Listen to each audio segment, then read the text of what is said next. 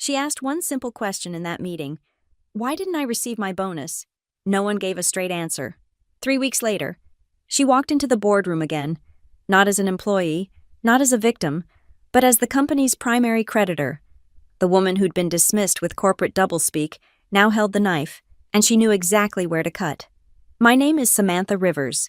Sam to anyone who's worked with me longer than a week, 38 years old, Director of Operations at Novaris Systems, and according to the email that pinged my phone at 8:47 a.m. on a Tuesday, required to attend an urgent meeting with our new CFO at 10.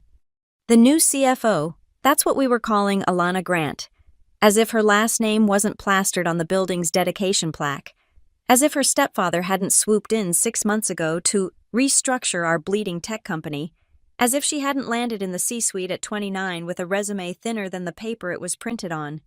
I knocked on the glass door of Conference Room B at 9:58. Through the frosted panels, I could see Alana's silhouette, sharp shoulders, ramrod posture, the kind of stance people adopt when they're trying to look taller than they are. "Come in," she called, not looking up from her laptop. The room smelled like vanilla air freshener and anxiety. Alana sat alone at the head of the table, wearing a cream blazer that probably cost more than most people's rent. Her blonde hair was pulled back so tight, it gave her face a perpetual look of mild surprise. "Samantha," she finally glanced up, offering the kind of smile that never reaches the eyes. "Please, sit."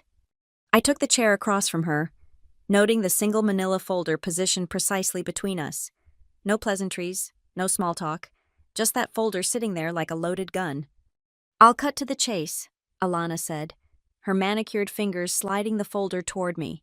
"After reviewing our Q4 allocations and upcoming fiscal projections, we've had to make some difficult decisions regarding performance bonuses." The fluorescent lights hummed overhead. Somewhere in the distance, I could hear the printer churning out its daily sacrifice of reports no one would read. "Your annual bonus of $22,000 has been reallocated." She delivered the words like she was reading a weather report. "Your role, while valued, is no longer considered strategic to our forward-facing initiatives." I opened the folder. Inside was a single sheet, my bonus denial form, already signed by Alana and countersigned by HR. At the bottom, in bold text, "Employee acknowledgement required."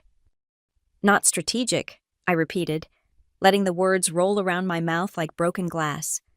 12 years with this company, I've pulled us through 2 data breaches, implemented the entire logistics overhaul that saved us $3 million annually, and worked 70-hour weeks during the merger. Alana's expression didn't change. "Past performance doesn't guarantee future compensation. We're moving in a new direction." "A new direction?" I looked at her fresh MBA diploma hanging on the wall behind her. University of Connecticut, graduated just 18 months ago. "And my role in this new direction is what?" "Exactly?" "Your role remains unchanged. Your base salary is unaffected.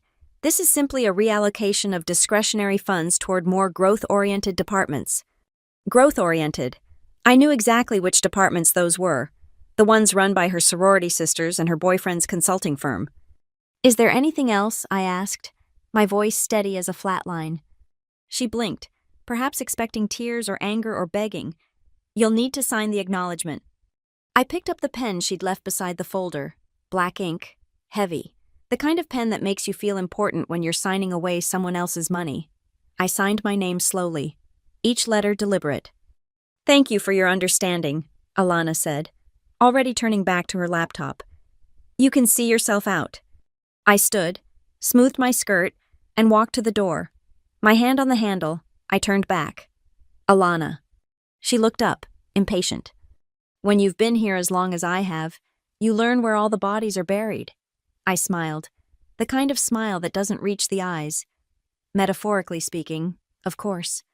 I left her sitting there, her fingers frozen above her keyboard. The door clicked shut behind me with a soft, final sound. In the elevator down to my floor, I stared at my reflection in the polished steel doors. No tears, no trembling, just a woman who'd just been told she wasn't strategic. $22,000. That's what 12 years of loyalty bought you. Less than $2,000 per year of service. I walked back to my office, closed the door, and sat at my desk. I didn't scream. I didn't throw things.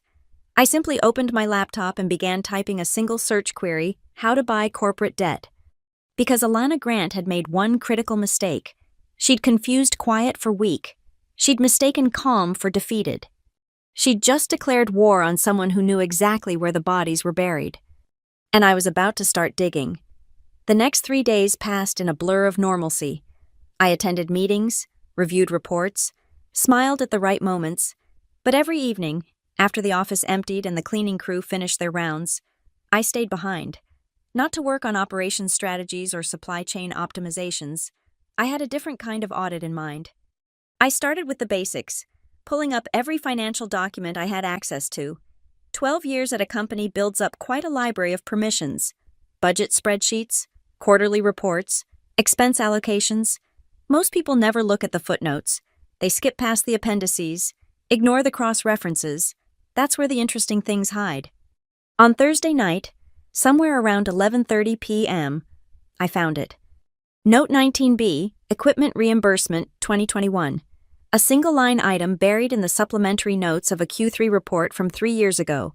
$43,000 for specialized server equipment that was supposedly damaged in a power surge. Insurance claim denied. Written off as bad debt and apparently forgotten. Except debts don't just disappear. They get packaged, sold, traded like baseball cards between companies that specialize in squeezing blood from stones. I pulled up the full documentation. The original creditor was a vendor called TechFlow Solutions, but they'd sold the debt 2 years ago to a collections firm. That firm had bundled it with other bad debts and sold the package to another company. The trail went cold after that. I leaned back in my chair, staring at the screen. The office was tomb quiet, just the hum of computers and the distant sound of traffic 20 floors below. This wasn't just a forgotten debt, it was a ghost, floating somewhere in the financial ether. And ghosts, I'd learned, could be very useful if you knew how to summon them. I spent the weekend doing research, not at the office. I wasn't stupid enough to leave digital footprints on company equipment. Instead, I set up camp at a coffee shop downtown, nursing endless lattes while diving deep into the world of debt trading. Turns out, buying corporate debt isn't that different from buying anything else. You just need to know where to shop. The current holder of Note 19B was Galen Apex Capital, a vulture fund based out of Delaware. Their website was all stock photos of handshakes and city skylines, but their business model was simple: buy distressed debt for pennies on the dollar, then squeeze companies for settlements. They owned hundreds of these zombie debts, waiting for the right moment to strike. I made a call to an old college friend, Marcus Webb. Back in school, he'd been the guy who could get you anything: concert tickets, fake IDs, test answers. Now he worked in commercial debt recovery. Funny how skills translate. Sam Rivers, he answered on the second ring. Been what, 5 years? 6. I need a favor, Marcus. Don't they all? I could hear his smile through the phone. What kind of favor are we talking? I need to buy a piece of corporate debt, quietly. A pause. That's an interesting favor. You looking to squeeze someone? Something like that. All right, but you'll need an entity. Can't buy commercial paper as an individual. You got an LLC. Not yet. Get one. Delaware's fastest. Can be done online in an hour. Call me when it's set up. I spent Sunday afternoon becoming a business owner.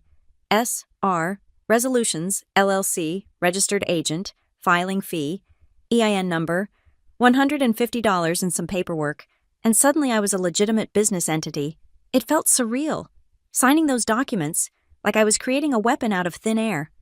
Monday morning, I called Marcus back. Galen Apex Capital has a note I'm interested in. Note 19B from Novaris Systems.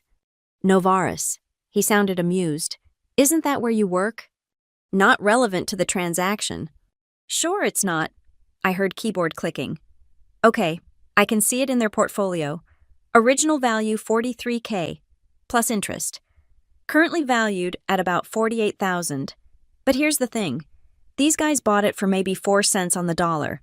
They'd probably let it go for 5, 6 cents if someone came asking. How much in real numbers? $2,400, maybe less if you negotiate. These zombie debts are just cluttering their books. They'd rather have the cash. $2,400. Just about 1 month of the bonus I'd been denied. The poetry of it wasn't lost on me. "Can you broker it?" "For you." "Sure, but Sam," his voice dropped. "You sure you know what you're doing, buying your own employer's debt? That's playing with fire."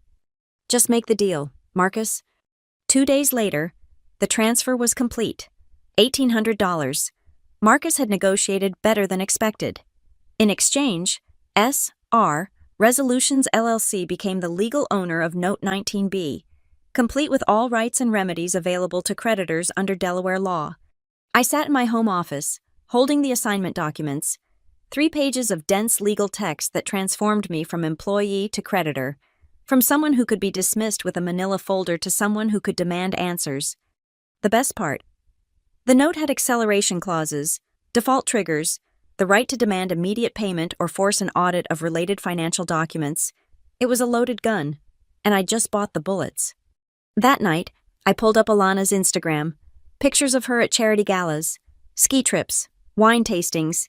In one photo from last month, she was wearing a watch that cost more than most people's cars.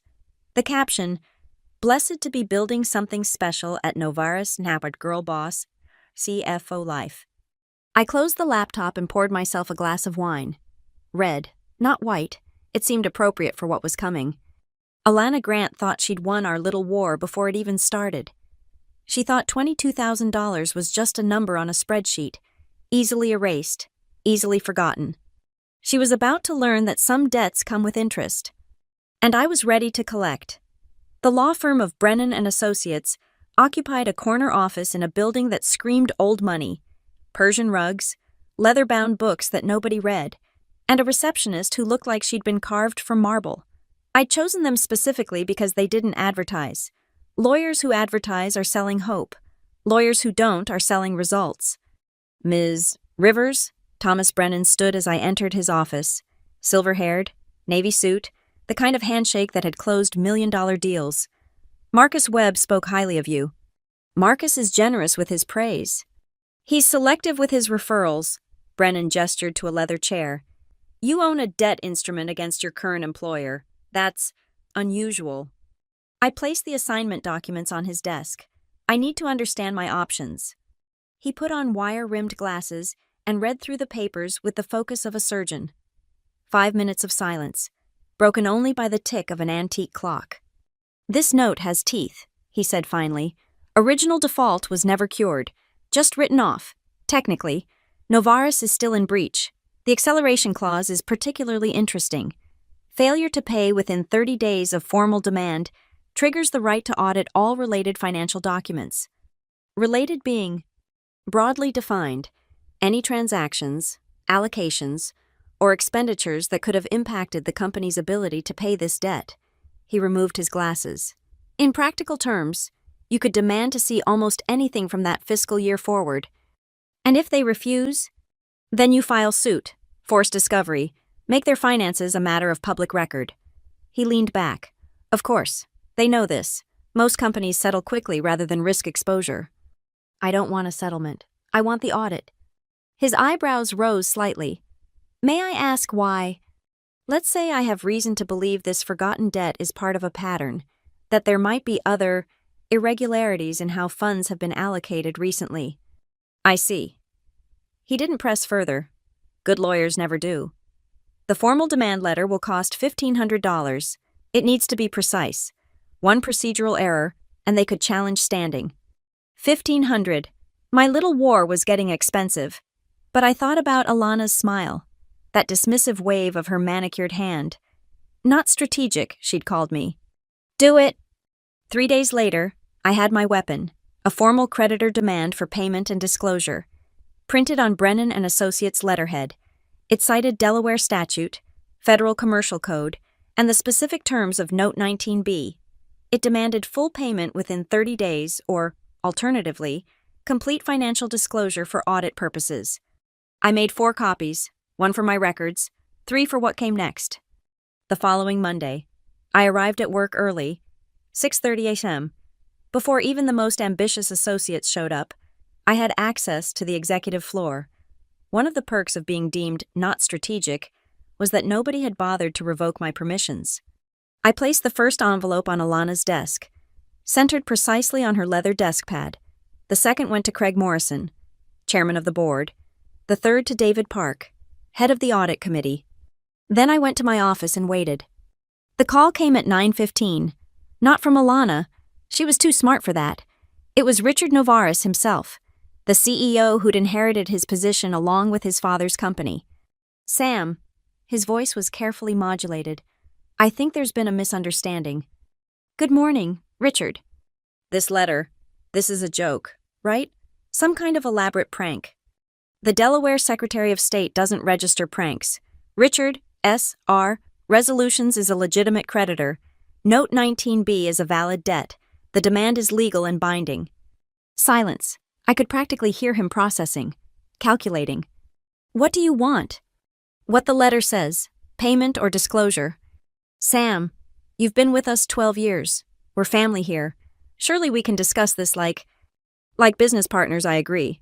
Which is why I'm exercising my rights as a creditor. Nothing personal. Nothing personal.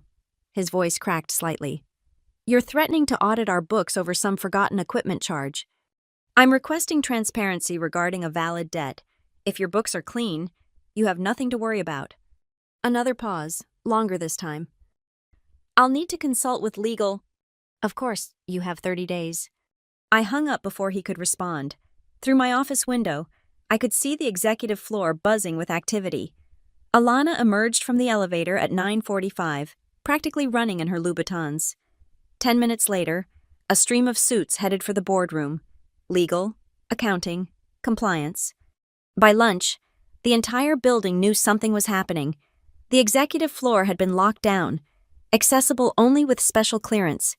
The whispers started in the break room, spread through Slack channels, evolved with each telling. Heard it's an SEC thing. No, it's a hostile takeover. Someone said audit, full forensic audit. I ate my salad in the cafeteria, invisible among the speculation. Just another employee, wondering what the C-suite was panicking about. At 3 p.m., I got a text from Marcus. Holy shit, Sam. Galen Apex just called me. Novaris offered to buy the note back for 10x what you paid. They're desperate. I typed back, not for sale. They'll go higher. The note isn't for sale? 3 dots appeared, then disappeared. He knew better than to push. At 5 p.m., as I was packing up, my desk phone rang. Internal number. Ms. Rivers. A voice I didn't recognize. Mr. Novaris would like to see you in conference room A. The executive conference room, the one with the mahogany table and oil paintings of previous CEOs, the one where real decisions were made. Tell Mr. Novaris I'm unavailable. If he wants to discuss the matter, he can have his legal counsel contact mine. I hung up, grabbed my purse, and headed for the elevator. As the doors closed, I caught a glimpse of Alana in the hall. Her perfect makeup was smudged. Her blazer was wrinkled.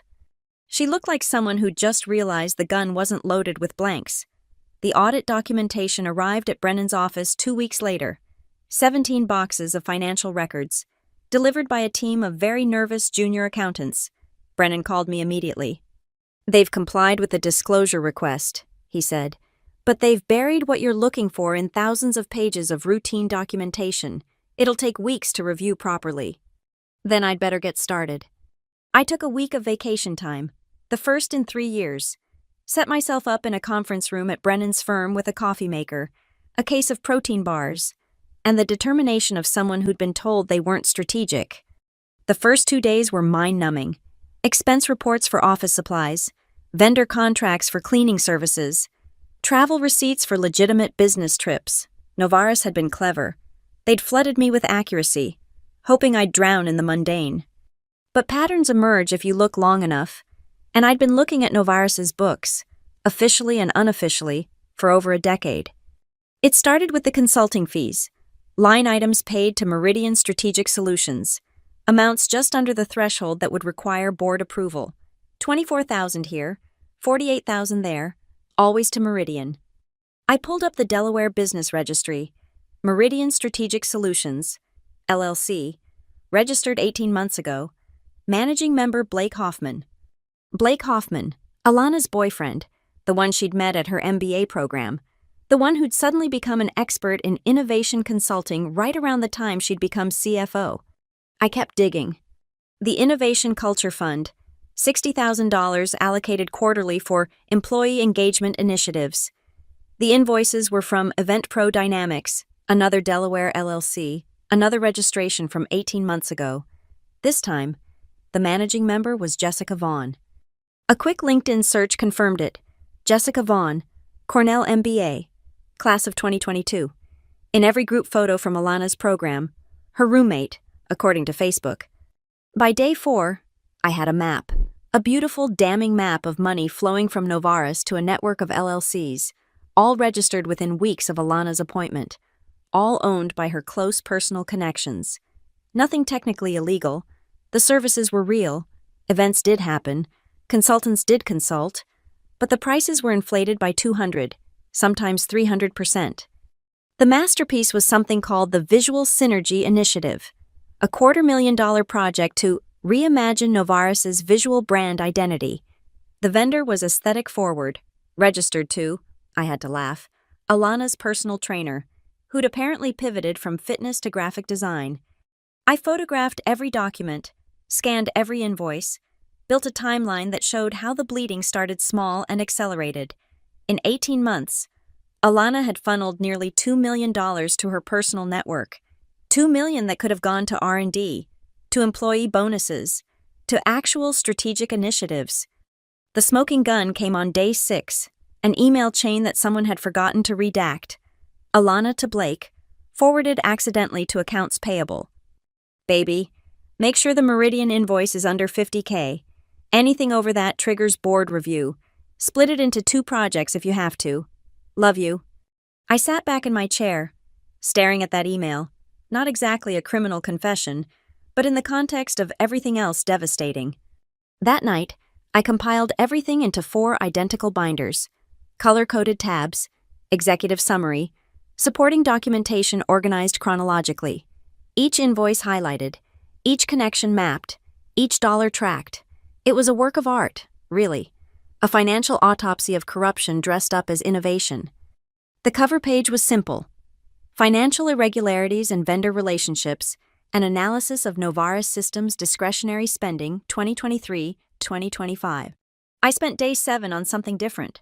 I went through my own files, my 12 years of performance reviews, project summaries, crisis interventions, the time I'd worked 3 days straight to recover data from a ransomware attack, the logistics system I'd designed that was still saving the company millions, the vendor relationships I'd built that had survived every market downturn. Not strategic, Alana had called me. While she was bleeding the company dry, I'd been its spine. I created a single-page summary, Strategic Contributions of S. Rivers, Director of Operations, 2013 to 2025. Bullet points of measurable impacts, dollars saved, crises averted, value created. I placed it at the front of each binder, right after the executive summary. Let them see what not strategic really looked like. On Monday morning, I returned to work like nothing had happened, attended my meetings, reviewed my reports, answered my emails, but I could feel the tension in the building. Alana had been out sick for 3 days. Richard had aged 5 years in 2 weeks. The board had called 2 emergency sessions. That afternoon, legal counsel finally responded to Brennan. They wanted to meet. They wanted to explore resolution options. They wanted this to go away. I told Brennan to set the meeting for Thursday. Give them 3 more days to sweat. That night, I locked the 4 binders in Brennan's office safe. 1 for the board, 1 for the SEC, if necessary, 1 for the Delaware Attorney General, if it came to that, and 1 for me. A reminder that sometimes the best revenge isn't loud or dramatic. Sometimes it's just methodical, patient, strategic. I drove home through the city streets, past the building where I'd spent 12 years being undervalued. In 3 days, I'd walk into a boardroom not as an employee begging for recognition, but as a creditor demanding justice. Alana Grant had taught me something valuable. She'd shown me that in corporate America. Loyalty is currency only if you're the one collecting it. She demonstrated that being strategic wasn't about creating value. It was about extracting it. Well, I'd learned the lesson. And now it was time for the final exam.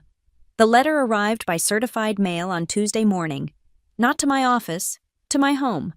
Hand-delivered by a courier who waited while I signed. Inside, on Novara Systems' executive letterhead, was a formal summons, not a request, not an invitation, a legally binding directive to appear before the full board of directors, Thursday at 2 p.m., regarding matter of corporate debt obligation 19B and related fiduciary concerns. They'd even included a parking pass for the executive garage. How thoughtful. I called Brennan immediately. "They're scared," he said after I read him the letter. "This formal summons means they've involved their D&O insurance carriers. They're treating this as a potential director liability issue. Should I be worried?" "You know, you're a creditor exercising legal rights, but Alana Grant should be terrified. The board's doing this to create a paper trail, documenting that they're taking action once informed of potential malfeasance. I spent Tuesday evening preparing, not the documents. Those were locked in Brennan's safe. I prepared myself, chose my outfit, the charcoal suit I'd worn to my father's funeral, practical pumps, not too high, not too low, minimal jewelry, hair pulled back but not severely. I wanted to look like what I was, a serious professional who'd been underestimated. Wednesday was surreal. I went to work, attended a supply chain meeting, approved purchase orders. Alana was back in the office, but she looked hollow. Dark circles under concealer, hands shaking as she typed. We passed in the hallway once. She started to speak, then thought better of it. Richard called my office line 3 times. I let it go to voicemail. Thursday morning arrived gray and drizzling, fitting weather for a corporate execution. I arrived at Brennan's office at noon to collect the binders. "Remember," he said, handing them over, "you're not an employee in that room. You're a creditor. You have rights they can't dismiss or negotiate away. Stay calm, stick to facts, and don't let them intimidate you." They already tried that. It didn't work. He smiled. "Give them hell, Sam." The drive to Novaris felt like returning to a crime scene. I used the executive parking pass, took the private elevator to the 32nd floor. The receptionist, new, didn't recognize me, checked her list and escorted me to the boardroom. They were all there, the full board, arranged around the mahogany table like a corporate Last Supper, Richard at the head, flanked by legal counsel, 3 independent directors I'd only seen in annual reports, the CFO before Alana, dragged out of retirement, and Alana herself, seated at the far end like a defendant awaiting verdict. "Ms. Rivers," Richard stood as I entered, professional courtesy or calculated theater. "Thank you for joining us." "Mr. Novaris." I set my briefcase on the table, extracted the 4 binders. "Gentlemen, Ms. Grant." "Before we begin," one of the lawyers interjected, "we'd like to clarify the nature of this meeting. You're here as a creditor, not as an employee. Anything discussed?" "I'm aware of my status." I remained standing. "Shall we discuss why we're really here?" Richard nodded to the lawyer, who produced a check. "Novara Systems is prepared to satisfy the debt obligation of Note 19B in full, $48,632, including interest calculated through today." The check sat on the table between us, more money than twice my denied bonus. They waited for me to reach for it. Instead, I opened the first binder. "The debt isn't why we're here," I said. "The debt was just the key to the door. What I found behind that door is why we're here." I pulled out the executive summary, slid copies across the table. Over the past 18 months, approximately $2.1 million in company funds have been directed to vendors with questionable qualifications and direct personal relationships to your CFO. Alana's lawyer started to object. The board chairman, Morrison, I think, silenced him with a gesture. "Continue, Ms. Rivers." I walked them through it. Meridian Strategic Solutions, Event Pro Dynamics, Aesthetic Forward, each LLC, each connection, each inflated invoice. I kept my voice clinical, letting the evidence speak. "Page 47, I said, watching them flip through their binders. "An email from Ms. Grant instructing her boyfriend to structure invoices to avoid board oversight. Page 63, evidence of services billed but never rendered. Page 92, a pattern of payments timed to coincide with Miss Grant's personal expenses. The room was silent except for the sound of turning pages. "This is circumstantial," Alana's lawyer finally said. "These were legitimate business expenses approved through proper channels." "By Ms. Grant herself," I interrupted, "who had sole discretionary authority for amounts under $50,000, which is why every single invoice came in just under that threshold." Morrison looked up from the documents. "How did you compile this information?" "Through the financial disclosure required under my creditor rights. Every document here came from your own files." "This is a witch hunt," Alana spoke for the first time, her voice brittle. "I transformed this company's financial operations. I modernized our approaches." "You modernized theft," I said quietly. "Dressed it up in consultant speak and PowerPoint presentations, but theft nonetheless." Richard cleared his throat. "Ms. Rivers, what exactly are you asking for?" I closed the binder, looked each board member in the eye, saved Alana for last. "3 things. First, immediate forensic audit by an independent firm. Second, full review of all vendor relationships established during Ms. Grant's tenure. Third, recovery of misappropriated funds through all available legal channels. And if we refuse..." I pulled out my phone, showed them 3 emails queued in my drafts. "Then copies of this documentation go to the SEC, the Delaware Attorney General, and the Wall Street Journal, in that order." The board members exchanged glances. Morrison whispered something to Richard, who nodded. "Ms. Rivers, would you excuse us? We need to discuss this matter privately." I stood, gathered my things. "You have 1 hour. After that, I start hitting send." As I reached the door, I turned back. "Oh, and that check, keep it. Consider it a $48,000 lesson in the difference between strategic and essential." I walked out, leaving them with 4 binders that contained the autopsy of Alana Grant's career. Behind me, I could hear the voices rising before the door even closed. In the hallway, I checked my watch. 2:37 p.m. 1 hour. I went to the executive lounge, helped myself to their expensive coffee, and waited. Through the floor-to-ceiling windows, I watched the city pulse with life, oblivious to the small corporate drama playing out above it. At 3:22, my phone buzzed. Morrison, not Richard. "Ms. Rivers, we'd like you to return to the boardroom." The walk back felt different, lighter, somehow, like gravity had loosened its grip. I opened the door to find a transformed scene. Alana's chair was empty. Her lawyer was packing up. The other board members looked like they'd aged years in an hour. Morrison stood. "The board has voted. Ms. Grant's employment has been terminated effective immediately. We'll be engaging Deloitte for a full forensic audit. The authorities will be notified as required by law." He paused, chose his next words carefully. "We'd also like to discuss your future with Novaris Systems. It seems we may have undervalued your strategic importance."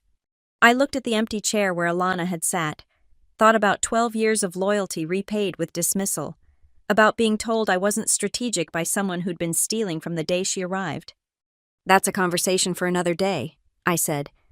"Today, I'm just a creditor who's been paid in full." I signed the settlement documents, transferred ownership of Note 19B back to Novaris. Clean, simple, done. As I was leaving, Richard caught me at the elevator. "Sam, why go through all this? You could have just taken the settlement, made a profit, moved on." I stepped into the elevator, held the door for a moment. "Because she was wrong. I've always been strategic. I just needed to remind you what that looked like." The doors closed on his expression, confused, relieved, perhaps a little afraid. Good. A little fear would keep them honest. The boardroom erupted the moment I left. Through the heavy oak door, I could hear Morrison's voice cutting through the chaos like a blade. "Sit down, Ms. Grant. You're not going anywhere." I positioned myself in the executive lounge where I could see the boardroom entrance. The coffee had gone cold, but I didn't need caffeine. Adrenaline was doing just fine. 10 minutes passed, then 20. At 3:45, the door burst open and Alana stumbled out, flanked by 2 security guards. Her perfect composure had shattered completely. Mascara tracked down her cheeks. Her cream blazer was askew. She looked like someone had just shown her a mirror for the first time. She saw me through the glass partition, stopped dead. The guards paused, uncertain. For a moment, we just stared at each other. The woman who deemed me not strategic, and the woman who just orchestrated her downfall. I raised my coffee cup in a mock toast. Her face contorted. Rage, humiliation, disbelief warring for control. She took a step toward me, but the guards intervened. "Ma'am, we need to escort you to your office to collect your personal items." They guided her toward the elevator. As the doors opened, she turned back one last time. Her lips moved, forming words I couldn't hear. Then she was gone, descending from the executive floor for the last time. I finished my cold coffee and waited. At 4:15, Morrison emerged from the boardroom, looking like he'd just finished a marathon. He found me in the lounge and sat down heavily in the adjacent chair. "That was educational," he said finally. "I imagine it was. The board has some questions about how deep this goes, whether there are other arrangements we should know about." I pulled out a single sheet of paper from my briefcase. "This is everything I found, every vendor, every